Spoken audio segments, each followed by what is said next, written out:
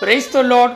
கர்த்தரும் உலக இரட்சகரும் ஆகிய ஆண்டவராகிய இயேசு கிறிஸ்துவின் இனிதான நாமத்தினாலே உங்கள் யாவரையும் அன்போடு வாழ்த்துகிறேன்.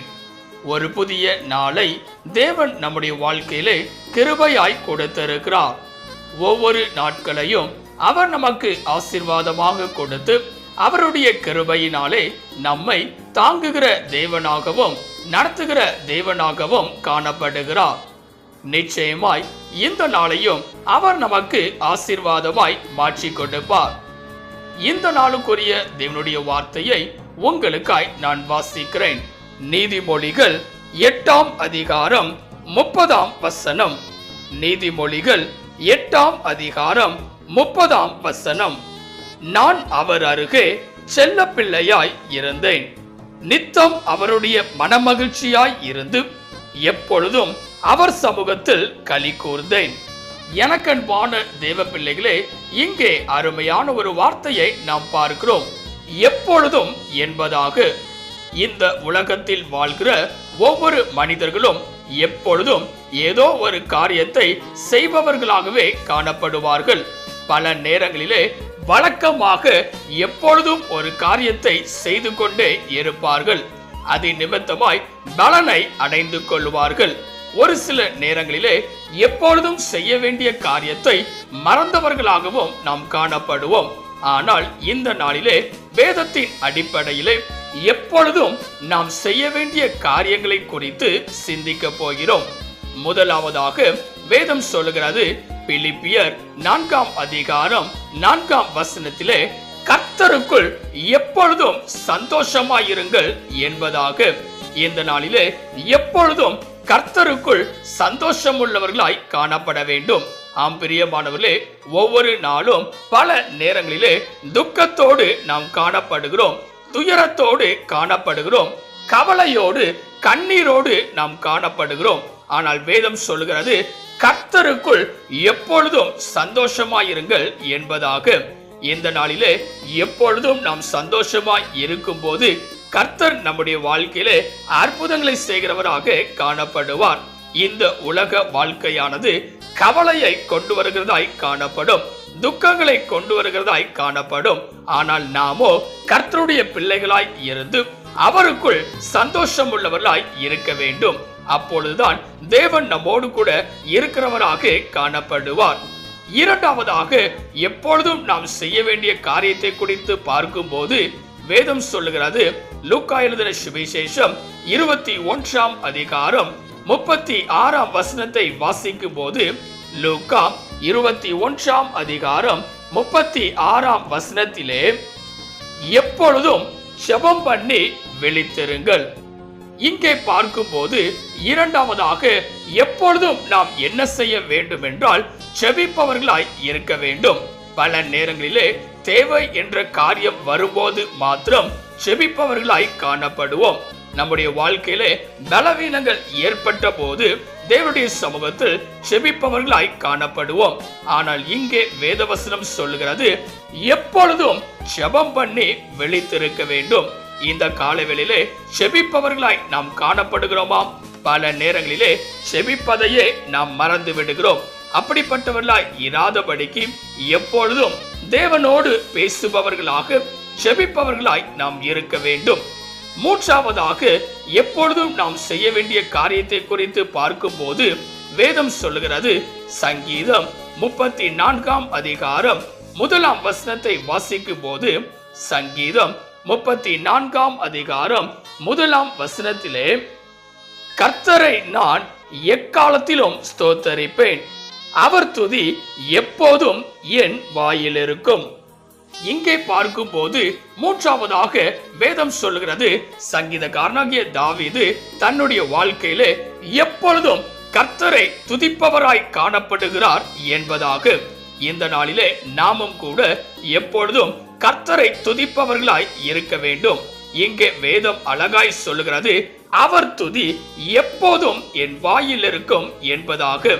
ஒவ்வொரு நாளும் நாம் இருக்கிற இடங்களிலே, செல்லுகிற இடங்களிலே, செல்லுகிற பாதைகளிலே நாம் தேவனை துதித்து கொண்டே செல்லுபவர்களாய் இருக்க வேண்டும். அப்பொழுது கர்த்தர் நம்மோடு கூட எப்பொழுதும் வருகிறவராக காணப்படுவார். இன்றைக்கு பல நேரங்களிலே துதிப்பதே கிடையாது. கர்த்தர் நம்முடைய வாழ்க்கையிலே நன்மை செய்தாலும் நன்றி செலுத்தும் வண்ணமாய் அவரை துதிப்பதும் கிடையாது. ஆனால் வேதம் சொல்லுகிறது, எப்பொழுதும் கர்த்தரை துதிப்பவர்களாய் இருக்க வேண்டும். அப்பொழுது கர்த்தர் நம்முடைய வாழ்க்கையிலே பலவிதமான நன்மைகளையும் ஆசீர்வாதங்களையும் தருகிற தேவனாய் காணப்படுவார். நான்காவதாக, எப்பொழுதும் நாம் செய்ய வேண்டிய காரியத்தை குறித்து பார்க்கும் போது வேதம் சொல்லுகிறது, சங்கீதம் 16 அதிகாரம் 8 வசனத்தை வாசிக்கும் போது, சங்கீதம் 16 அதிகாரம் 8 வசனத்திலே, கர்த்தரை எப்பொழுதும் எனக்கு முன்பாக வைத்திருக்கிறேன், அவர் என் வலது பாரிசத்தில் இருக்கிறபடியால் நான் அசைக்கப்படுவதில்லை. இங்கே பார்க்கும் போது நான்காவதாக, எப்பொழுதும் கர்த்தரை நமக்கு முன்பாக வைத்திருப்பவர்களாய் இருக்க வேண்டும். பல நேரங்களிலே நம்முடைய காரியங்கள் எல்லாம் வாய்க்கப்பெற வேண்டும் என்று சொல்லி கர்த்தரை மறந்து மனிதர்களை முன்வைத்து செல்லுகிறோம். ஆனால் அவைகள் எல்லாம் தோல்வி அடைகிறதாகவே காணப்படுகிறது, பலன் அளிக்காதபடிக்கே காணப்படுகிறது. ஆனால் ஒரு மனிதன் எப்பொழுது கர்த்தரை தனக்கு முன்பதாக வைக்கிறானோ அப்பொழுது அவனுடைய வாழ்க்கை எல்லாம் ஆசீர்வாதமாய் மாற்றப்படுகிறது. கோணலான பாதைகள் எல்லாம் செவ்வையாய் மாற்றப்படுகிறது. தாவீதின் வாழ்க்கையிலே எப்பொழுதும் கர்த்தரை தனக்கு முன்பதாய் வைத்திருக்கும் போது அவருடைய வாழ்க்கையானது ஜெயமாய் காணப்பட்டது. இந்த காலவேளையிலே நம்முடைய வாழ்க்கையிலும் கூட கர்த்தரை முன்பதாய் வைத்திருப்பவர்களாய் இருக்க வேண்டும். அதை எப்படி செய்ய வேண்டும் என்று சொல்லி பார்க்கும் போது இங்கே வேதம் தெளிவாய் சொல்கிறது, கர்த்தரை நான் எப்பொழுதும் எனக்கு முன்பாக வைத்திருக்கிறேன் என்பதாக. எப்பொழுதும் அவரை நமக்கு முன்பதாய் வைத்திருக்கும் போது நம்முடைய பாதைகள் எல்லாம் நேர்த்தியாய் காணப்படும். ஐந்தாவதாக, எப்பொழுதும் நாம் செய்ய வேண்டிய காரியத்தை குறித்து பார்க்கும் போது வேதம் சொல்லுகிறது, நீதிமொழிகள் 8 அதிகாரம் 30 வசனத்தை வாசிக்கும் போது, நீதிமொழிகள் 8 அதிகாரம் 30 வசனத்திலே, நான் அவர் அருகே செல்ல பிள்ளையாய் இருந்தேன், நித்தம் அவருடைய மனமகிழ்ச்சியாய் இருந்து எப்பொழுதும் அவர் சமூகத்தில் களி கூர்ந்தேன். இங்கே பார்க்கும் போது வேதம் சொல்லுகிறது, எப்பொழுதும் அவர் சமூகத்தில் களி கூர்ந்தேன் என்பதாக. ஆம் பிரியமானவர்களே, ஒவ்வொரு நாளும் தேவனுடைய சமூகத்திற்கு வருபவர்களாய் நாம் இருக்க வேண்டும்.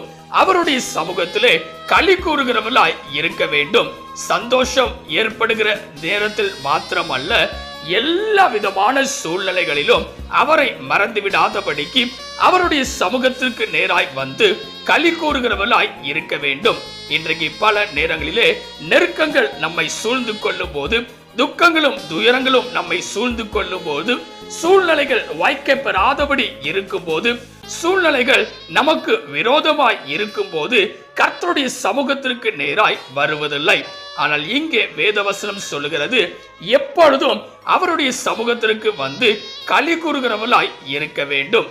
இந்த காலவேளையிலே இதை கேட்டுக்கொண்டிருக்கிற எனக்கன்பான தேவ பிள்ளைகளே, எப்பொழுதும் வேதத்தின் அடிப்படையில் நாம் செய்ய வேண்டிய காரியங்களை செய்யும் போது நிச்சயமாய் அவர் நம்மோடு கூட வருகிறவராக, நம்மை ஆசீர்வதித்து வழிநடத்துகிற தேவனாக காணப்படுவார்.